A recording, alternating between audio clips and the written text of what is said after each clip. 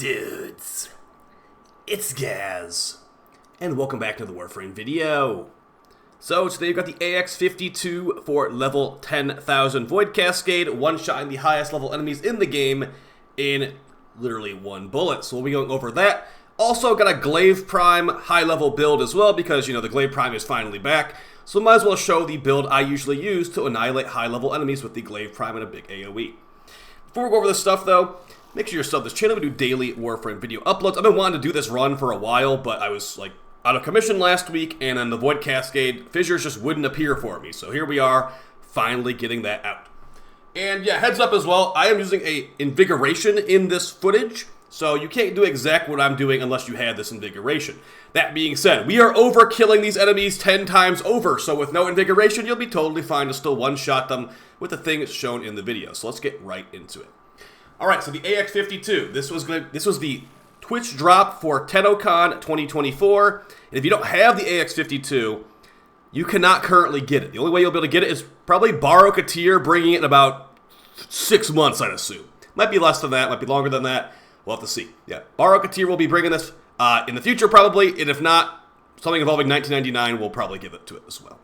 Now, what the Ax-52 does is that on ADS headshot, it gets plus 400% increased critical chance. Only on headshot, though. So on body shots, this thing does not get that buff. And while you're hip firing the weapon, it has increased ammo efficiency. So you can, like, basically use it for longer. Now, with that combination, we are using lots of synergistic buffs to one-shot high-level enemies. We're using Ivara's Prowl ability. And we really want to overbuff, we can use Ivara's Dash Wire Augment ability too, and we got Helminth Roar on here too. Now, that's not all the things. I'm going to show you even more what we have right here because it's a lot to go over. But it's quickly showing how this works in the simulacrum real quick. You know, these are not level 10,000, these are level 200s, and let's summon those guys here. We have the Ax-52, and I'm using the exact same build from that footage. Now, what we do to get this crazy damage is we actually use Matarine Focus Tree to double dash for more power strength. We use Roar for more damage, and we use the Dash Wire Augment to get a bunch of extra crit damage too. Additionally, throw on Prowl for more headshot multiplier, and the big damage has been unleashed. See right there, no stacks, about 300k. Once we get some stacks, it's over 1 million. We throw on some procs from like Compressor or Viral procs, and it's like 35 million. To put it in perspective, a level 10,000 elite enemy takes about 25 million damage to one shot. So we are guaranteeing one-shotting level 10,000 enemies with this kind of synergy. And this is with no Riven, nothing like that. So of course, yeah, you can fire it full auto. But I'm going to show you exactly what we're using today to get this kind of damage with the Ax-52. And I actually do kind of like it for level 10,000 runs. I don't think I'm going to use it every single time. It's not the burst in Prime Incarnon's better. But yeah, this thing is actually pretty fun. Now, a lot of things we're using on here are not your typical level 10,000 loadout. We've actually got purple shards for primary electric critical, primary electric damage. So we've got 4 of those. A Tau Forge Violet Shard for primary electrical damage 4 times. Now, the more of these you have, the more of it gives you on the bonus. So you get 15% per additional of those shards. Now, I did decide to go for 1 green Tau Forge Emerald Shard for 13 corrosive procs. But we're killing enemies in 1 hit, so we probably don't even need this really. But yeah, I did throw it on there for whenever we are using Armor Strip. So yeah, lots of electric damage. We're using a corrosive build on our Ax-52, so if you look at it, it usually has like 40 damage. But look what we do. We add this as base electric damage with those shards, giving us about 208%, or 208 points of base damage with this Ax-52. So when we do the ADS headshot, it's multiplying that all a lot by that crit.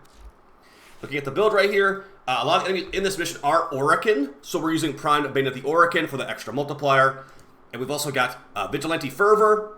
This is actually, we had too much fire rate. I could probably not have run this, but yeah, this is mainly used for the Vigilante bonus, getting us from orange crits to red crits, yellow crits to orange crits, etc., etc. Pretty nice mod, and we don't need that much fire rate, especially with our reinforced bond on our Panzer Bulbophyla. But yeah, we got Corrosive, no status chance here, besides Galvanized Aptitude, so we got 90 Elemental, crit chance, crit damage, Galvanized Multi-Shot, Galvanized base damage, and Primary Deadhead for even more headshot multiplier. Since we're on Ivara, we have to be silenced or we lose our invisibility. So we got Hush on the Exilus slot. Now, as far as why Corrosive, it's because the Corrosive type is actually good against the enemies we're fighting. Kuva Grenier are weak to corrosive damage. And as far as like other elements, that's pretty much the best you're going to get for these guys as far as one-shot capabilities. For Ivara herself, we did show the Shards, but also I'm going to show the build here. And it's just big damage, basically. I don't even think that 252 million at the beginning of the video was not even fully buffed. I don't think she had any Ivara procs on her from what I saw. But yeah, as far as the build, it's a lot of power strength, guys. Like I said, I have an invigoration for power strength as well, so we have 200% extra power strength and some parkour velocity. But this build will work totally fine without this, honestly, because we're overkilling them a lot of the time.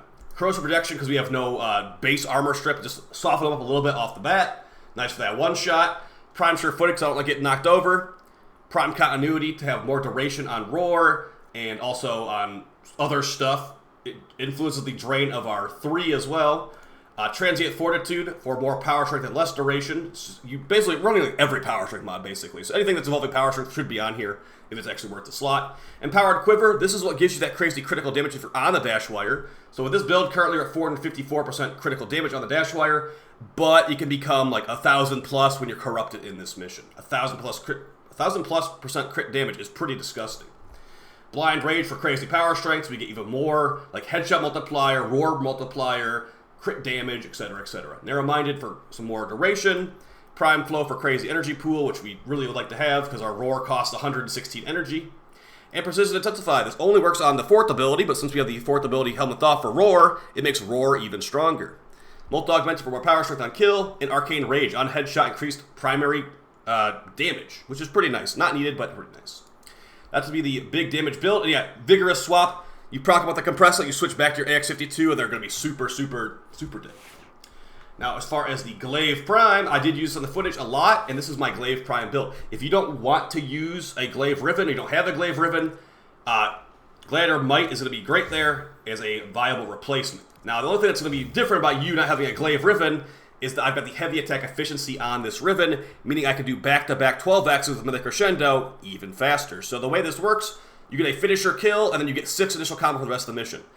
This build one-shots level 10,000s, no questions asked. Let's find some footage of that, because after a while, I stopped using the Ax-52 as much to just focus more on, you know, getting ad clear out there. And yeah, the Ax-52 is pretty bad at, like, trash ad clear.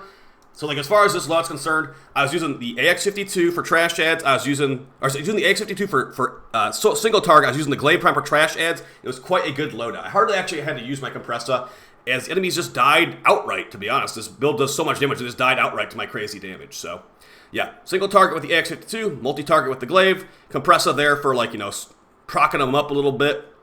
It was a pretty nice run. We did about 200 exolizers in this run.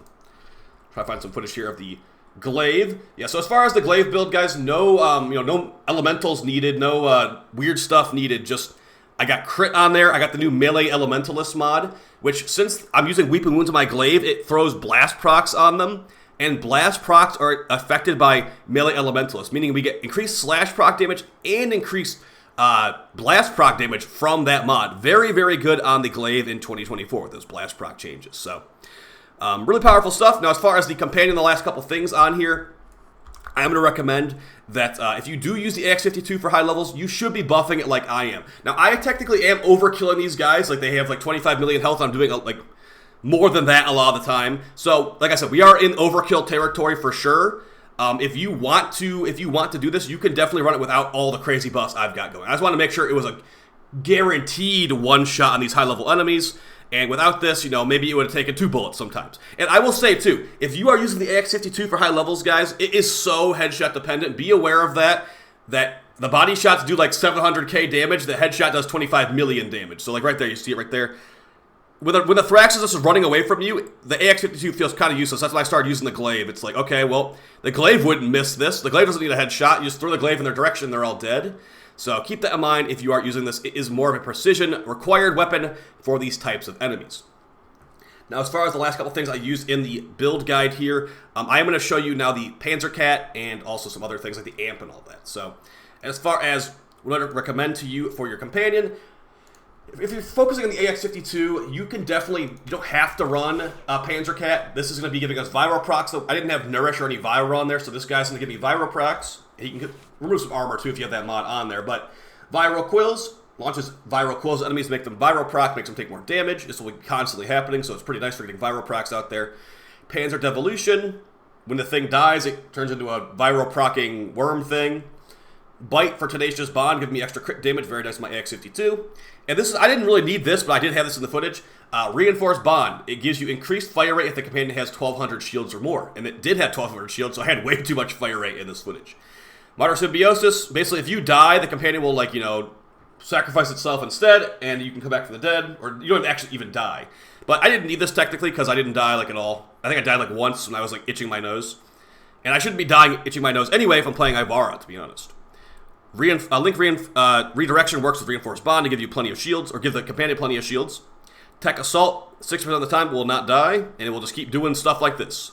And then Mystic Bond to get a free Roar cast every so often. Pretty nice there. And Fetch for picking up the loot. Very nice, very nice.